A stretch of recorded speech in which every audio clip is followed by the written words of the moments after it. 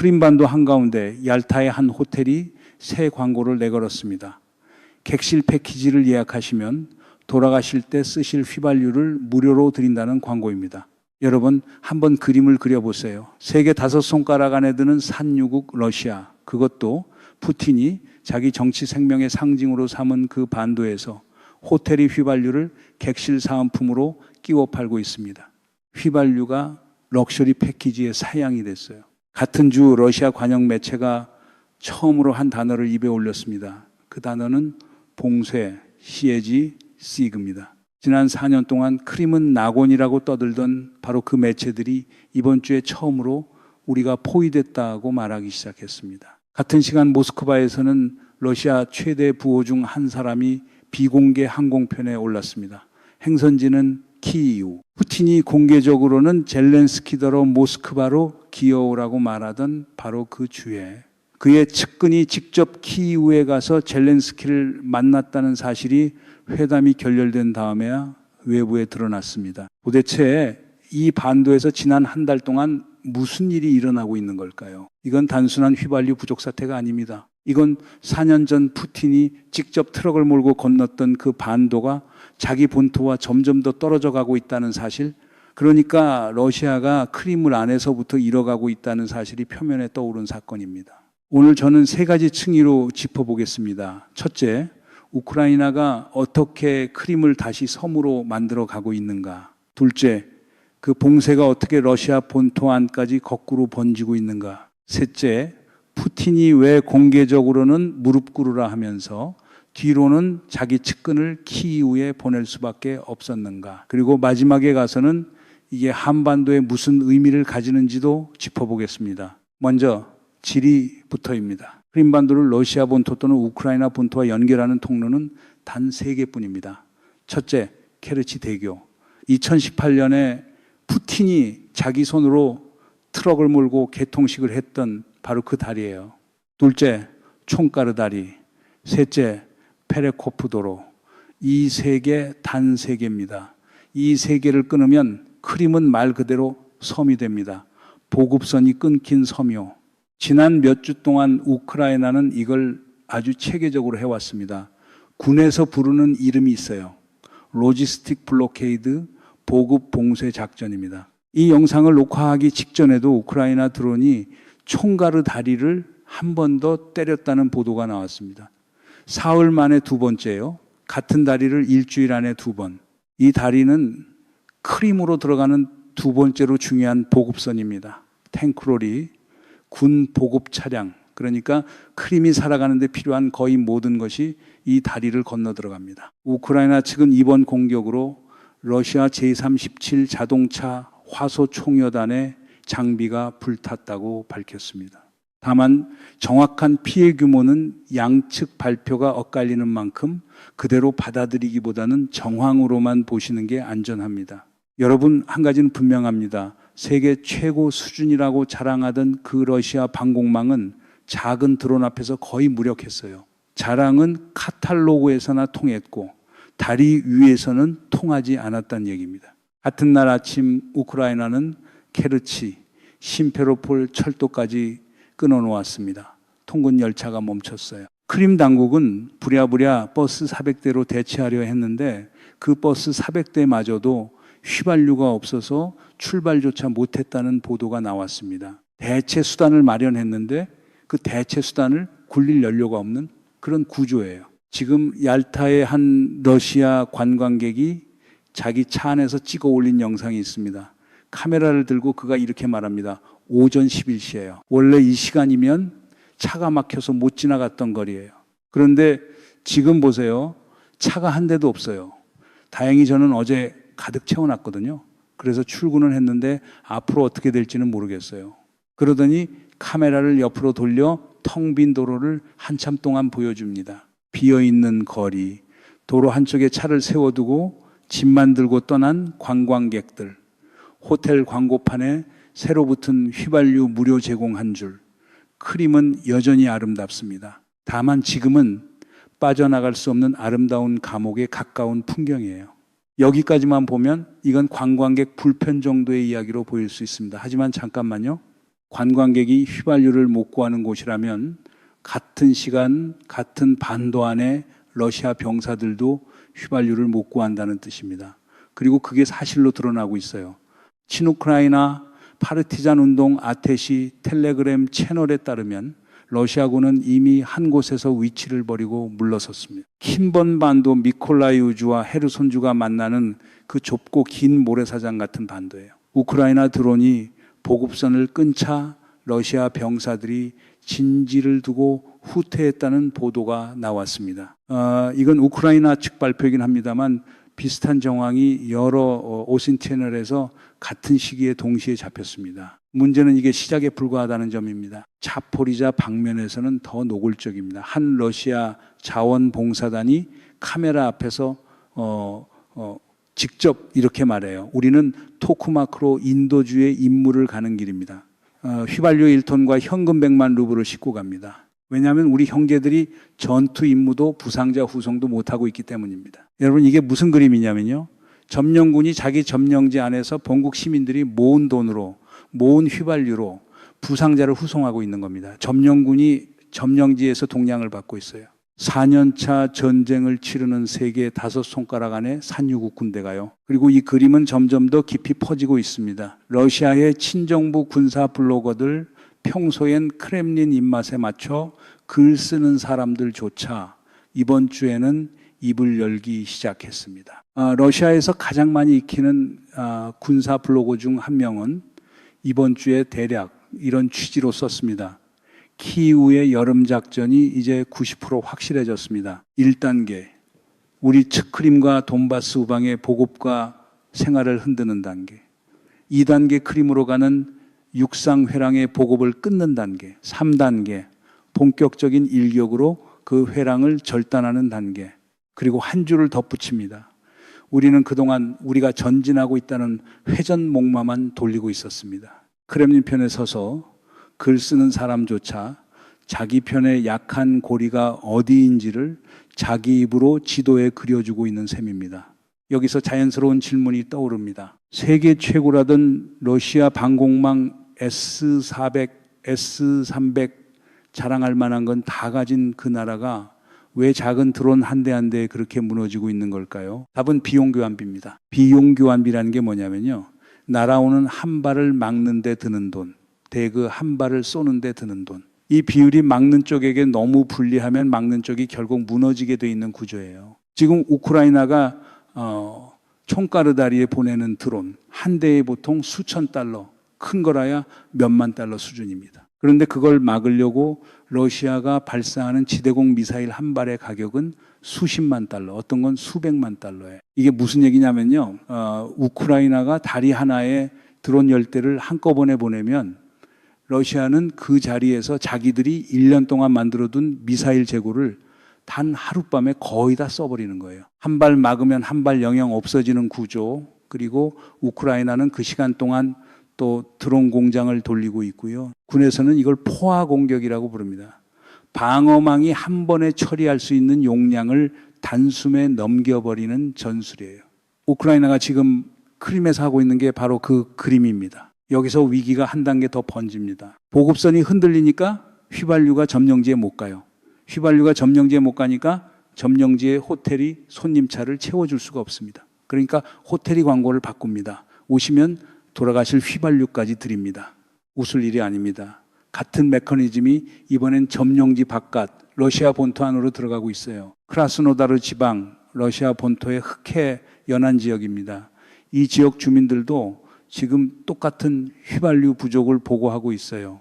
그리고 지방 당국의 답변이 뭐냐면 크렘린 대변인 페스코프가 들고 나온 그 변명, 주민들의 사재기 패닉 바잉 때문이라는 그 한 줄입니다. 한번 보세요. 점령지 크림에서 통하지 않은 변명이 본토 크라스노다르에서 다시 등장하고 있습니다. 같은 변명이 같은 주의 다른 지도 위에서 그것도 본국 안에서 반복되고 있다는 얘기예요. 이게 무엇을 뜻하는지는 굳이 설명하지 않아도 보이실 겁니다. 흥미로운 건 이 변명에 가장 먼저 화를 낸 사람들이 우크라이나가 아니라 러시아인들이라는 점입니다. 러시아의 한 유명 블로거가 페스코프의 사재기, 패닉 바잉 발언에 대해 대략 이렇게 썼습니다. 페스코프의 이 발언은 정말로 받아들일 수 없는 것입니다. 내가 전에도 말했지만 크렘린의 늙은 친위대는 평범한 사람들과 완전히 동떨어져 있습니다. 이건 단순한 멍청함이나 상황 판단력 부족의 문제가 아닙니다. 크렘린에 사는 사람들의 진짜 세계관 그 자체입니다. 그리고 솔직히 사태가 이 지경까지 악화돼서 차라리 다행이라는 생각이 듭니다. 유능한 사람들이 이 사람들을 그 편안한 자리에서 끌어내릴수록 빠를수록 좋습니다. 여러분, 이 말을 한 사람은 우크라이나 사람이 아닙니다. 러시아인이에요. 그것도 평소엔 러시아 내부에서 글을 쓰고 익히는 블로거입니다. 4년차 전쟁 중에 자기 정부를 향해 유능한 사람들이 와서 끌어내려 달라고 공개적으로 쓰는 사람이 늘어나고 있다는 얘기예요. 심지어 어떤 러시아 텔레그램 채널은 페스코프를 이렇게 비꼽니다. 페스코프 씨가 직접 크림 다리를 건너 크림에 와서 이 부당한 사재기를 직접 관리해 주실 의향은 없으신가요? 현장 당국이 문제를 다 해결했을 텐데도 말입니다. 러시아인들이 자기 정부를 비꼬는 그 어두운 농담, 소비에트 시절에 익숙했던 그 농담의 결이 지금 다시 돌아오고 있는 겁니다. 이쯤에서 푸틴 본인을 들여다봐야 합니다. 크림은 푸틴 정치 생명의 심장입니다. 2014년 크림 합병 직전 푸틴의 지지율은 자기 집권 이래 가장 낮은 수준 중 하나였습니다. 헌법까지 고쳐가며 세 번째 임기를 가져왔던 직후였고 모스크바에서는 대규모 시위가 일어났던 시기예요. 그런데 크림을 가져온 그 한 주 만에 지지율이 수직 상승했습니다. 그 한 번의 사건이 그를 다음 10년 동안 권좌에 앉혀둔 겁니다. 그래서 푸틴은 어떤 대가를 치르더라도 크림을 잃는 그림을 자기 국민에게 보여줄 수가 없어요. 그런데 지금 그 그림이 새고 있습니다. 러시아 국영 여론조사 기관, 그러니까 이미 결과가 조정된다는 의심을 받는 그 기관조차 푸틴 지지율이 최근 몇 주 사이에 떨어졌다는 수치를 내기 시작했습니다. 4년짜리 전쟁 내내 거의 흔들리지 않았던 그 지지율이요. 그러자 크렘린은 그 여론조사 기관 자체를 닫아버렸습니다. 데이터가 마음에 안 들면 데이터 발표를 멈춘다. 어디서 본 패턴이지요? 다만 지울 수 없는 숫자가 하나 있습니다. 사상자 숫자예요. 우크라이나 정부 발표로는 러시아군은 하루 일 0명 이상을 잃고 있고 최근 몇 달은 충원 속도가 손실 속도를 따라가지 못한다는 추정입니다. 양측 발표는 모두 부풀려졌다고 보는 게 정설이라 그대로 받아들일 수는 없습니다. 다만 독립 분석 기관들도 손실이 충원을 앞지른 정황 자체는 인정하고 있어요. 푸틴이 진짜 전국 총동원령을 내리면 러시아인이 더 많이 망명하고 거리로 나올 가능성도 있습니다. 그건 그의 정치 생명을 끝낼 수 있어요. 그래서 그는 동원도 못합니다. 그리고 같은 주 가장 흥미로운 사건이 일어났습니다. 푸틴은 공개적으로 젤렌스키가 모스크바로 와서 항복하라는 식의 발언을 했습니다. 그런데 같은 시간 푸틴의 측근 중 한 명, 러시아 최대 부호 중 한 사람이 비공개로 키이우에 들어가서 젤렌스키를 만났다는 사실이 드러났습니다. 회담이 결렬된 다음에야 젤렌스키 본인의 입을 통해 외부에 알려진 거예요. 물론 이건 젤렌스키 측 주장이고 러시아 측은 공식 반응을 내놓지 않았습니다. 다만 러시아 측이 이걸 강하게 부인하지도 않았다는 점은 그 자체로 한 가지 신호입니다. 여러분, 공개적으로는 와서 무릎 꿇으라고 하면서 뒤로는 자기 측근을 보내 비밀 협상을 하는 지도자. 이게 어디서 본 그림인지 한국 사람들은 너무나 잘 압니다. 같은 주 우크라이나 측에서도 한 인사의 발언이 짧게 흘러나왔습니다. 그는 자기들의 보급 봉쇄 전략에 대해 이렇게 말합니다. 우리는 이미 끝난 작전만 공개적으로 이야기합니다. 앞으로 할 작전에 대해서는 말하지 않습니다. 그러니까 지금은 우리가 크림의 보급에 손을 대고 있다. 거기까지만 말할 수 있어요. 휘발유와 디젤이 부족한 건 그게 크림을 군사화하는 데 쓰이는 인프라이기 때문입니다. 우리는 러시아 영토 안의 표적에 대해서도 같은 작업을 할 겁니다. 군사 표적이 먼저 에너지 표적이 그 다음입니다. 우리의 보복 전략이기도 합니다. 그렇지 않으면 그들은 이 전쟁이 어떤 것이었는지 영영 느끼지 못할 겁니다. 그리고 한 줄을 덧붙입니다. 이 전쟁의 가장 큰 승리는 러시아 사회가 전쟁이 끔찍한 일이라는 걸 자기 일로 깨닫는 순간일 거라고 저는 믿습니다. 어딘가 먼 곳의 누군가 일이 아니라요. 여러분, 한 가지가 분명해집니다. 보급 봉쇄는 단지 군사 작전이 아니라 메시지 작전이기도 합니다. 휘발유 한 통이 사라진다는 건 그 자체로 모스크바와 자기 도시 주민들에게 보내는 한 줄의 편지인 셈이에요. 역사는 이 패턴을 한두 번 본 게 아닙니다. 1905년 널 전쟁에서 러시아가 졌습니다. 지구 반대편의 작은 섬나라에 진 거예요. 군대는 부서졌고 본국으로 돌아오는 보급선은 끊겼습니다. 그 해 겨울 페테르부르크에서 그 유명한 피해 일요일이 일어났고 다음 해까지 제국은 흔들렸습니다. 그리고 정확히 12년 뒤 1917년 같은 보급선 문제가 빵 부족이라는 가장 단순한 형태로 다시 도시에 나타났을 때 그 제국은 무너졌습니다. 1991년의 그림도 다르지 않습니다. 소련은 미국과의 핵 대결에서 진 게 아니었어요. 자기 국민에게 빵과 휘발유와 신발을 공급하지 못해서 안에서부터 무너진 겁니다. 누가 모스크바를 점령해서가 아니라요. 여러분 한 가지만 기억해 주세요. 제국은 점령당해서 무너지는 게 아닙니다. 제국은 자기 자신을 먹이지 못할 때 무너집니다. 지금 크림에서 보이는 그림이 정확히 그의 패턴이에요. 외부 침공이 아니라 보급선 안에 휘발유 한 통, 그 휘발유 한 통에 매달려 있는 한 점령군의 어색한 일상, 그리고 그 모든 것이 본국 안으로 거꾸로 새들어가는 풍경, 이게 푸틴이 지금 가장 두려워하는 것의 진짜 모양입니다. 우크라이나 군대가 아니에요. 자기 나라 주유소 앞에 늘어선 그 줄, 그게 그가 두려워하는 그림이에요. 물론 한 가지는 짚어둬야 합니다. 러시아라는 국가가 내일 무너진다는 얘기가 아닙니다. 크렘린의 억압 기구는 아직 단단하고 사할린과 시베리아의 에너지 수익도 계속 들어오고 전장에서 동원할 인력풀도 여전히 큽니다. 압박이 무너뜨림은 아니에요. 다만 그 압박이 어디 한 곳을 향해 누적되고 있다는 사실, 그 사실 자체는 지난 4년 동안 본 적 없는 그림입니다. 그렇다면 이게 우리한테는 무슨 의미일까요? 두 가지를 짚어야 합니다. 하나는 가까운 위협, 다른 하나는 더 깊은 교훈입니다. 먼저 가까운 위협, 러시아가 안에서부터 흔들릴수록 푸틴은 두 가지를 더 강하게 붙듭니다. 첫째, 자기 권력의 상징인 크림을 어떻게든 지키려고 합니다. 둘째, 끊긴 자기 공급망을 어디서든 메워야 해요. 그리고 그 어디서든 안에 평양이 있습니다.